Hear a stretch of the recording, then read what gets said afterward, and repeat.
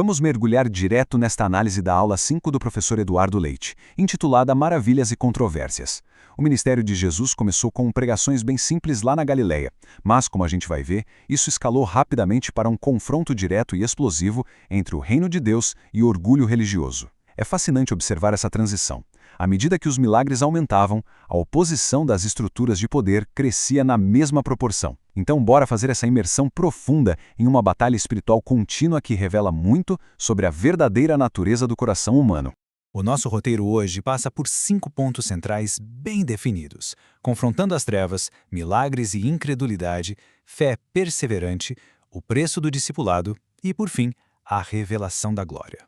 Começando pelo nosso ponto 1, confrontando as trevas, o choque de dois reinos. É bem aqui que a gente percebe como milagres inegáveis acabam quase sempre provocando uma oposição religiosa feroz.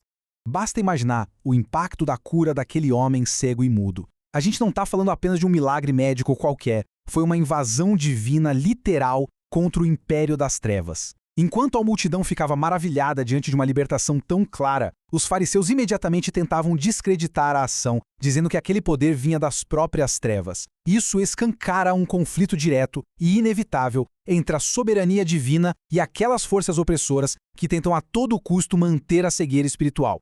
E aí entra aquela famosa analogia de que a árvore boa produz bons frutos, desmontando completamente qualquer hipocrisia. A verdade é que a aparência religiosa não vale absolutamente nada se as atitudes e o caráter da pessoa estiverem corrompidos. As autoridades da época atacaram a origem do poder exatamente porque não tinham como negar o milagre que estava ali, bem diante dos olhos deles. E no fim das contas, as próprias palavras dessas lideranças acabaram revelando a condição apodrecida dos corações deles mesmos.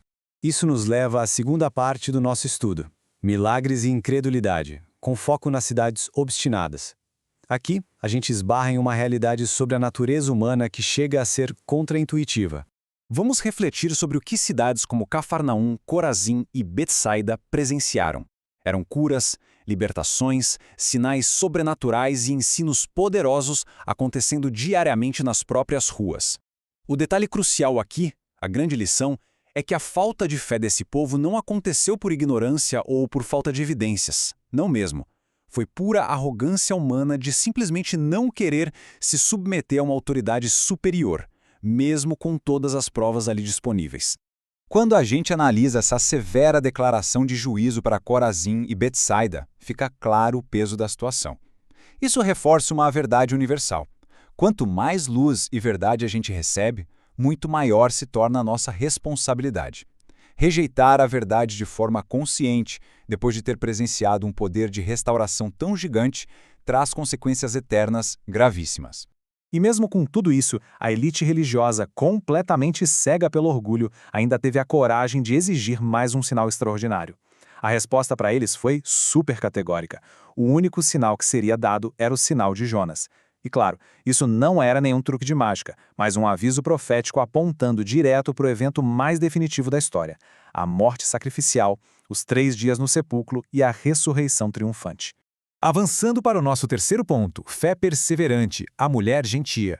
Agora, o cenário muda para a região de Tiro e Sidom, trazendo um contraste que é fundamental para a história. Fica muito evidente o contraste absoluto aqui.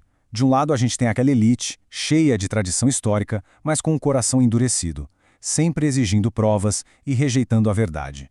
Do outro lado, uma mulher gentil, totalmente marginalizada, sem privilégio religioso nenhum, mas carregando uma fé tão perseverante que ela se recusava a recuar, até mesmo diante do silêncio inicial. A resposta impressionante dela, de que até os cachorrinhos comem as migalhas que caem da mesa, é de uma profundidade absurda. Demonstra uma humildade gigantesca, uma recusa total em se ofender e uma confiança que não balança por nada. Essa resiliência foi o que trouxe a libertação milagrosa da filha dela, provando de uma vez por todas que a fé verdadeira cresce na entrega e não na exigência. Chegamos então ao ponto 4, o preço do discipulado, identidade e a cruz. O foco agora se volta inteiramente para os próprios discípulos, testando na prática tudo o que eles tinham absorvido até aquele momento. E surge a pergunta que corta todo o burburinho público: quem os homens dizem ser o Filho do Homem? Enquanto as multidões ficavam criando mil teorias, especulando se ele seria João Batista ou algum profeta antigo reencarnado, era exigido do grupo mais próximo um reconhecimento muito mais íntimo e direto da verdade. É aí que a declaração histórica de Pedro ganha destaque. Dizer tu és o Cristo, o Filho do Deus vivo, não é uma conclusão que surge de raciocínio lógico ou inteligência humana. Essa clareza absurda de visão só chega por revelação divina. É o reconhecimento puro de quem é o Messias. E é justamente sobre essa revelação que se constrói um fundamento inabalável. É importantíssimo entender que a pedra não é um homem frágil e falho, mas sim o próprio Cristo, a identidade dele e a verdade revelada. É exatamente por isso que as portas do inferno não conseguem prevalecer contra essa estrutura divina. O alicerce é simplesmente indestrutível. Só que essa convicção toda exige um custo altíssimo, que se desdobra em decisão, renúncia, entrega e perseverança. Naquela época, tomar a própria cruz não era uma metáfora poética ou um acessório, era o símbolo máximo de condenação. Seguir esse caminho significa a morte obrigatória do orgulho, do ego e da vontade própria. É a rendição completa da independência. Finalmente, nosso quinto ponto, a revelação da glória, a transfiguração. Depois de uma conversa tão pesada e avassaladora sobre cruz e morte, vem uma manifestação de tirar o fôlego da majestade celestial. A glória, que antes ficava oculta, torna-se totalmente visível lá no monte.